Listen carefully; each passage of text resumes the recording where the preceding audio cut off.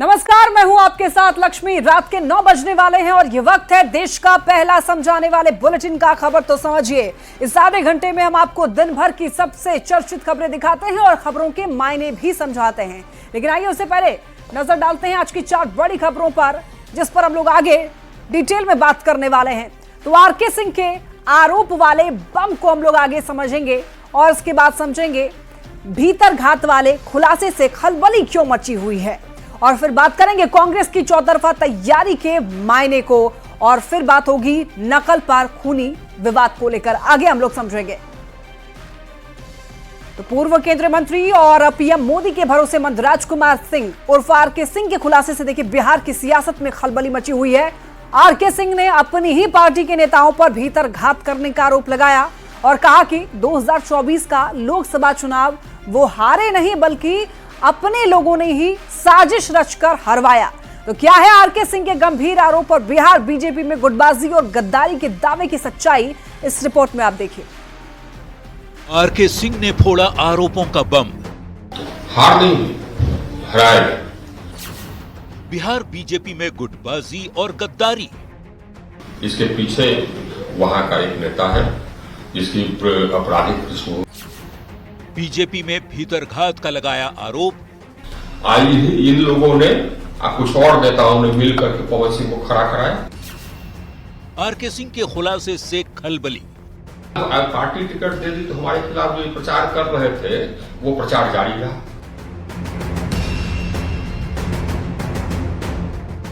राजकुमार सिंह, जो देश भर में आरके सिंह के नाम से जाने जाते हैं, 10 साल तक पीएम मोदी की कैबिनेट में रहकर केंद्रीय मंत्री के तौर पर ऊर्जा विभाग में कई बड़े बड़े काम किए। बार बार मोदी मंत्रिमंडल में इनका प्रमोशन भी हुआ। पहले राज्य मंत्री, फिर स्वतंत्र प्रभार और फिर केंद्रीय मंत्री। ये है आरके सिंह की ताकत, उनकी उपलब्धि। देश के गृह सचिव रहे, लगातार 2 बार आरा से सांसद रहे।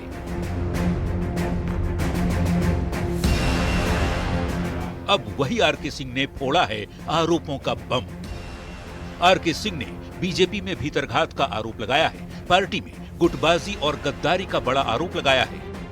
आरके सिंह के चेहरे पर आक्रोश है, मन में गुस्सा, और ये माफ करने के मूड में नहीं है। आरके सिंह साफ कह रहे हैं कि साजिश रचने वाले, गद्दारी करने वाले बचेंगे नहीं। ये तो हम छोड़ेंगे नहीं, ये हम छोड़ेंगे नहीं। एक तो आप देख रहे थे कि लोगों का क्या हालत है, कितने दुखी है। आरा में अभूतपूर्व विकास का काम करने वाले आरके सिंह अपनी हार को भूल नहीं पा रहे। करारी शिकस्त इन्हें पच नहीं रही, क्योंकि आरा के लोग इन्हें नाम से ही राजकुमार नहीं बल्कि काम के भी राजकुमार ही कहते आए हैं। इसलिए आरके सिंह को हार हजम नहीं हो रही, तभी वो बार बार कह रहे हैं, हमें तो अपनों ने हराया, गैरों में कहां दम था। टिकट दे दी तो हमारे खिलाफ जो प्रचार कर रहे थे वो प्रचार जारी रहा। टिकट देने के बाद भी आज इन लोगों ने कुछ और नेताओं ने मिलकर के पवन सिंह को खड़ा कराया। आरके सिंह खुलकर कह रहे हैं कि भोजपुरी अभिनेता और सिंगर पवन सिंह को बीजेपी के ही बड़े नेता और बाहुबली नेता ने पैसे देकर चुनाव में खड़ा करवाया। आरके सिंह हारे नहीं हैं, उन्हें हराया गया है। सिंह साहब साजिश का शिकार हुए हैं। ऐसे में सवाल खड़े होते हैं कि क्या बीजेपी का शीर्ष नेतृत्व जांच कर कार्रवाई करेगा? क्या बीजेपी का केंद्रीय नेतृत्व दोषियों पर एक्शन लेगा? पार्टी से गद्दारी करने वाले बचेंगे या बाहर होंगे? ये तो आने वाला वक्त ही तय करेगा। दिल्ली संवाददाता अमितेश सिंह और आरा संवाददाता चंदन कुमार के साथ ब्यूरो रिपोर्ट, न्यूज़ 18। रिपोर्ट आपने देख ली, अब आइए खबर को समझते हैं। चलिए सबसे पहले ये समझते हैं कि 2024 में आरा लोकसभा सीट का रिजल्ट कैसा था।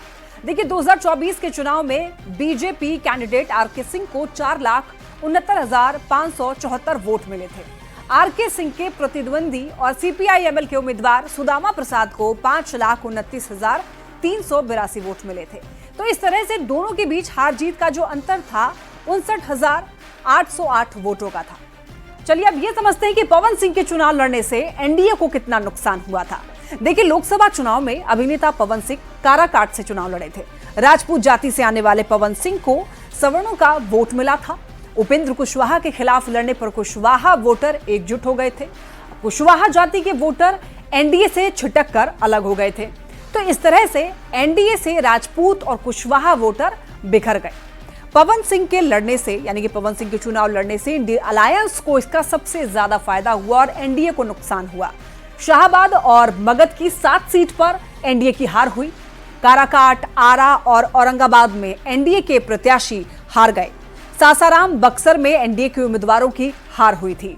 पाटलिपुत्र और जहानाबाद की करें तो यहां पर भी एनडीए के प्रत्याशी को हार का मुंह देखना पड़ा था।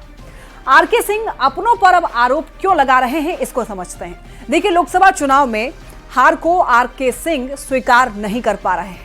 आरके सिंह का अपनी ही पार्टी के नेताओं की भूमिका पर सवाल खड़े करना, कई गंभीर आरोप लगाना अब इस पार्टी के लिए मुश्किल भरा हो सकता है। आरके सिंह का आरोप है कि बीजेपी नेता ने पवन सिंह को पैसे देकर चुनाव में उतारा। आरा में 1 साल से मेरा टिकट कटने का झूठा प्रचार किया गया और षड्यंत्र रचने वालों ने टिकट कटवाने की पूरी कोशिश की। आरके सिंह ने यह आरोप लगाया है। टिकट मिलने के बावजूद मेरे खिलाफ लगातार साजिश रची गई। महिला नेता ने पैसे बांटे और बाहुबली नेता ने साजिश रची। आपराधिक छवि वाले बीजेपी नेता ने पवन की मदद की। आरके सिंह ने इसका खुलासा किया है। पवन सिंह के लड़ने से राजपूत और कुशवाहा का वोट जो है वो आरके सिंह को नहीं मिला। आरके सिंह कह रहे हैं कि उनको विकास के नाम पर 4.5 लाख से ज्यादा वोट मिले। बीजेपी में भीतरघात करने वालों के इशारे पर चुनाव उनको हराया गया। उनका कहना है कि वो चुनाव हारे नहीं है, हराया गया है। चुनाव में गद्दारी की गई और हरवाने के लिए एड़ी चोटी का जोर लगा दिया गया और इस तरीके से वो जो हार उनको लोकसभा चुनाव में मिली, आरके सिंह अभी तक बर्दाश्त नहीं कर पाए हैं। आरके सिंह ने अपनी ही पार्टी पर भीतरघात का आरोप लगाया है तो विपक्ष कहां चुप बैठने वाला था। महागठबंधन के नेता एक सुर में बीजेपी पर निशाना साध रहे हैं तो बीजेपी की ओर से सधा हुआ जवाब दिया जा रहा है। हम हारेगा निश्चित, मेरा दावा है, खुला दावा। हमसे षड्यंत्र करोगे, हम छोड़ देंगे कभी। बीजेपी नेता और पूर्व केंद्रीय मंत्री आरके सिंह अपनी ही पार्टी पर सवाल खड़े कर रहे हैं। आरोप लगा रहे हैं कि उन्हें बीजेपी नेता ने साजिश के तहत आरा सीट से चुनाव हरवा दिया। बस इसी आरोप पर विपक्ष को बैठे बिठाए सत्ता पक्ष पर हमला बोलने का मौका मिल गया। पहले नेता प्रतिपक्ष तेजस्वी यादव ने कहा कि इससे साबित होता है बीजेपी में एक नहीं बल्कि 4 गुट है। जमीनी स्तर पर पार्टी में कोई तालमेल नहीं है। एक गुट नहीं है, 3-4 गुट है बीजेपी में। असल में गुट 3-4 और जहां तक एनडीए की तालमेल की बात है, जमीनी स्तर पर एमपी हो या विधायक हो वो नहीं दिखता है। तेजस्वी के बाद बिहार कांग्रेस के अध्यक्ष अखिलेश सिंह कहते हैं कि आरके सिंह के बयान से बीजेपी का चाल, चरित्र और चेहरा उजागर हो गया है। भारतीय जनता पार्टी के चाल, चरित्र, चेहरा को उन्होंने उजागर करने का काम किया है। सहयोगियों को हराती है, ये लोगों को समझ में आना चाहिए। विपक्ष बीजेपी पर हमले बोल रहा है तो बिहार बीजेपी के अध्यक्ष दिलीप जायसवाल ने सधा हुआ जवाब देते हुए कहा कि आरके सिंह ने ऐसा क्यों कहा, ये उन्हीं से पूछने पर पता चलेगा। अब तक उनकी बात नहीं हुई है। लेकिन अभी तक हमारी बात आरके सिंह जी से हो नहीं पाई है कि किस संदर्भ में उन्होंने ये बात कही। उनसे बात होने के बाद फिर मैं मीडिया को डिटेल। आरके सिंह की छवि तेज तर्रार पूर्व अफसर की रही है। मोदी कैबिनेट में बिजली के क्षेत्र में उनके किए कामों की तारीफ खुद प्रधानमंत्री भी कर चुके हैं। पर 2024 के लोकसभा चुनाव में आरा सीट से हारने के बाद जो आरोप आरके सिंह पार्टी के ही नेताओं पर लगा रहे हैं, उस पर सियासत बेहद गर्मा गई है। न्यूज़ 18 के लिए पटना से धर्मेंद्र और संजय के साथ दिल्ली से अमितेश सिंह की रिपोर्ट। आरके सिंह के द्वारा दिए गए बयान को ही हम लोग समझ रहे हैं। अब आरके सिंह के खुलासे पर हो रही सियासत को समझते हैं। देखिए, अपनी ही पार्टी के नेतृत्व पर आरके सिंह ने सवाल उठा दिया है। आरा सीट से हार मिलने की वजह किसी बीजेपी नेता को बताया है। आरके सिंह के खुलासे पर अब सियासत काफी ज्यादा हो रही है राज्य में। तेजस्वी यादव ने कहा है कि बीजेपी में कई खेमे बटे हुए हैं, पार्टी का जमीनी स्तर पर तालमेल नहीं है। तेजस्वी यादव ने कहा। कांग्रेस प्रदेश अध्यक्ष अखिलेश सिंह कह रहे हैं कि बीजेपी का चरित्र दिख गया है। महागठबंधन के वार पर अब बिहार बीजेपी अध्यक्ष ने जवाब दिया है। उनका कहना है कि आरके सिंह से अभी कोई बात नहीं हो पाई है। पता नहीं वो ऐसा क्यों बयान दिए हैं, उनसे बात जब होगी तब पता चलेगा, ऐसा दिलीप जायसवाल का कहना है। चलिए बढ़ते हैं खबरों में आगे। दिल्ली चुनाव में भले ही कांग्रेस शून्य की हैट्रिक लगाई हो, पर इस साल होने वाले बिहार विधानसभा के चुनाव को लेकर कांग्रेस बेहद गंभीर है। राहुल गांधी की यात्रा, फिर नए प्रभारी की नियुक्ति और अब पार्टी की महिला विंग की राष्ट्रीय अध्यक्ष की बिहार में एंट्री। कांग्रेस चुनाव की चौतरफा तैयारी कर रही है, पर सवाल यह है कि कांग्रेस की ये तैयारी किस पर भारी पड़ने वाली है। इस रिपोर्ट के जरिए समझिए। बिहार के लिए चुनावी साल है। बिहार में अपनी खोई जमीन को वापस लाने की जद्दोजहद कांग्रेस पूरी तरह से कर रही है। पहले पार्टी के सबसे बड़े चेहरे राहुल गांधी ने 2 बार प्रदेश का दौरा किया, फिर पार्टी के प्रभारी की नियुक्ति हुई। राहुल के खास और उनके सियासी दिमाग कहे जाने वाले कृष्णा अल्लावरू बिहार के नए प्रदेश प्रभारी बनाए गए, जो गुरुवार को बिहार पहुंचे। अब शुक्रवार को कांग्रेस की महिला विंग की राष्ट्रीय अध्यक्ष अलका लांबा भी बिहार पहुंची। अलका पर महिला वोट बैंक को पार्टी से जोड़ने की बड़ी जिम्मेदारी है। अलका कहती हैं, अब से लेकर बिहार चुनाव के आखिरी वोट पड़ने तक वो पटना में ही रहेंगी। पूरी तरह से प्रदेश कांग्रेस अध्यक्ष के साथ कंधे से कंधा मिलाकर आपको अब बिहार के 38 जिले, 40 लोकसभाएं और 243 हमारी जो विधानसभाओं में मुस्तैदी से दिखेगी। अलका लांबा कह रही हैं कि कांग्रेस ने मिशन बिहार शुरू कर दिया है। पटना से शुरू हुई बैठक पूरे राज्य भर में चलेगी। सभी जिलों में महिला विंग को दुरुस्त करने की योजना है, ताकि पार्टी अपने पुराने तेवर में लौट सके। वैसे कांग्रेस की चौतरफा तैयारी किस पर भारी पड़ने वाली है, इस पर कांग्रेस की सहयोगी आरजेडी के नेता क्या कह रहे हैं, जरा सुनिए। हमें सभी को साथ लेकर के चलने की प्रेरणा महाकुंभ से मिलती है, लेकिन इस पर भी भाजपा को अभी तक से ज्ञान नहीं हुआ है। अपने आप में ज्ञान वर्धन कर ले और आत्मबोध कर ले कि हम कहां पर देश को ले जा रहे हैं। मतलब ये कि कांग्रेस विधानसभा चुनाव में पूरे दमखम के साथ कूदने जा रही है। चुनाव में जीत की बात विपक्ष के दूसरे सहयोगी भी भले करें, पर कांग्रेस बिहार में पूरी तरह अपने दम पर खड़ी होना चाहती है। सालों पहले बिहार की सत्ता पर पकड़ ढीली होने के बाद कांग्रेस अब अपने पुराने तेवर में लौटना चाहती है। तैयारियों से इतना तो जरूर लग रहा है। न्यूज़ 18 के लिए पटना से संजय कुमार की रिपोर्ट। कांग्रेस की चौतरफा तैयारी के मायने को समझिए। देखिए, कांग्रेस पार्टी दिल्ली में बुरी तरीके से पिटने के बाद अब बिहार पर फोकस हो गई है। बिहार में इसी साल विधानसभा का चुनाव होना है। करीब 30 साल से भी ज्यादा वक्त से पार्टी का प्रदर्शन बिहार में खराब ही चल रहा है। कांग्रेस आरजेडी की बैसाखी के सहारे ही रही है बिहार में। पिछले विधानसभा चुनाव में पार्टी गठबंधन के तहत 70 सीट पर लड़ी। कांग्रेस महज 19 सीट ही तब जीत सकी थी। तब आरजेडी ने आरोप लगाया था कि कांग्रेस के चलते तेजस्वी सीएम नहीं बन पाए थे। अब देखिए, इसी वजह से अब कांग्रेस का जो फोकस है पूरी तरीके से बिहार पर है। पार्टी ये चाहती है कि वो आरजेडी के तोहमत से खुद को आजाद करे। सबसे खराब चुनावी स्ट्राइक रेट में सुधार लाना चाहती है इस बार कांग्रेस। और इसी कड़ी में राहुल गांधी हाल ही में देखिए 2 बार बिहार का दौरा भी कर चुके हैं। प्रदेश प्रभारी अपने बेहद खास कृष्णा अल्लावरू को बनाया है। पार्टी की महिला विंग के राष्ट्रीय अध्यक्ष अलका लांबा को भेजा।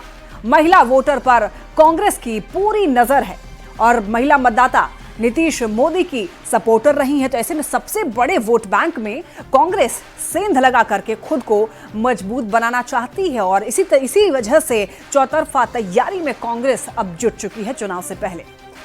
और अब रुक करते हैं अगली खबर की ओर। देखिए, बिहार के मुख्यमंत्री नीतीश कुमार के बेटे निशांत कुमार ने एक बड़ा बयान दिया है। बार बार सीएम के स्वास्थ्य पर उठ रहे सवाल का जवाब देते हुए निशांत ने कहा है कि पिताजी 100% स्वस्थ हैं। बिहार की जनता नीतीश को ही फिर से मुख्यमंत्री बनाए।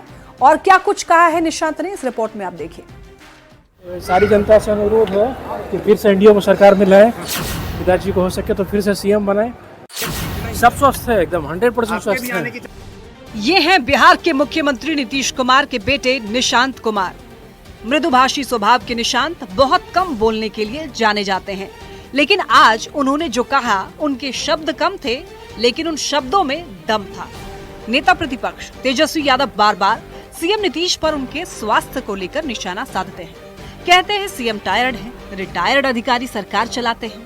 तेजस्वी को जवाब आज नीतीश के बेटे निशांत ने दिया और कहा, आपके पिताजी को लेकर विपक्ष तेजस्वी यादव खास करके सवाल खड़े कर रहे हैं कि मुख्यमंत्री नीतीश कुमार जी का तबीयत ठीक नहीं सब स्वस्थ है, एकदम 100% स्वस्थ है। आने की चर्चा शायद ही इससे पहले किसी ने निशांत को इस तरह राजनीति पर ठोक कर बोलते हुए सुना होगा। निशांत ने 3 बड़ी बातें कही। पिताजी पूरी तरह स्वस्थ हैं, 100% ठीक हैं। बिहार की जनता से पिताजी को सीएम बनाने का अनुरोध किया और खुद की सियासत में एंट्री पर निशांत ने चुप्पी साध ली। राजनीति में आने की चर्चा पर निशांत ने कोई कमेंट नहीं किया और सवाल को टालते हुए चलते बने। सारी जनता से अनुरोध है कि फिर से एनडीए में सरकार में लाएं, पिताजी को हो सके तो फिर से सीएम बनाएं और पिताजी अपने विकास का क्रम जारी रखें। बिहार में इसी साल विधानसभा का चुनाव होने वाला है। लालू प्रसाद अपने बेटे तेजस्वी यादव को सीएम बनाने की अपील कर रहे हैं। निशांत अपने पिता नीतीश कुमार को फिर से मुख्यमंत्री बनाने का अनुरोध कर रहे हैं। देखना होगा जनता बिहार की बागडोर किसे सौंपती है। पटना संवाददाता धर्मेंद्र कुमार के साथ ब्यूरो रिपोर्ट, न्यूज़ 18। चलिए अब निशांत ने जो कहा है उनके बयान के मायने समझ लेते हैं। देखिए, बिहार में इसी साल विधानसभा का चुनाव होने वाला है। एनडीए और महागठबंधन चुनाव की तैयारी में जुट चुका है। सत्ता पक्ष और विपक्ष के नेताओं में जुबानी जंग भी अब तेज है। नेता प्रतिपक्ष तेजस्वी यादव सीएम को लगातार घेर रहे हैं। तेजस्वी यादव सीएम के स्वास्थ्य पर लगातार सवाल उठा रहे हैं। तेजस्वी सीएम नीतीश को बार बार टायर्ड बता रहे हैं। उनका कहना है कि नीतीश कुमार थक चुके हैं और रिटायर्ड लोग सरकार चला रहे हैं। सीएम के बेटे निशांत ने इसी बयान पर पलटवार किया है। निशांत ने कहा है कि मेरे पिताजी यानी सीएम नीतीश कुमार एकदम ठीक हैं, 100% स्वस्थ हैं। निशांत ने बिहार की जनता से पिताजी को सीएम बनाने का अनुरोध किया। उन्होंने कहा कि उन्होंने अच्छा काम किया है, अब फिर से उनको सीएम बनाएं। लालू अपने बेटे तेजस्वी को सीएम बनाने की अपील कर रहे हैं। निशांत अपने पिता को सीएम बनाने का अनुरोध कर रहे हैं। जनता बाप की अपील या बेटे का अनुरोध सुनेगी, ये देखने वाली बात होगी। लेकिन फिलहाल राजनीति में यही चल रहा है।